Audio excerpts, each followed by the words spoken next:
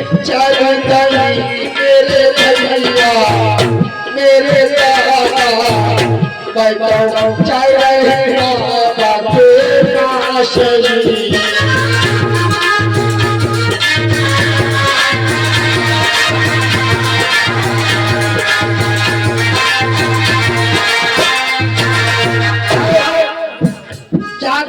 मेरे लोगों पहुंची है जहाँ देवते बैठे हैं और वहां पर पहुंच कर बोली है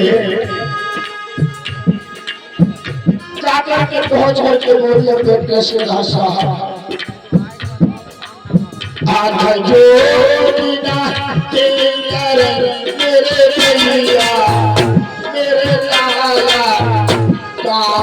सुनियो मेरी पानी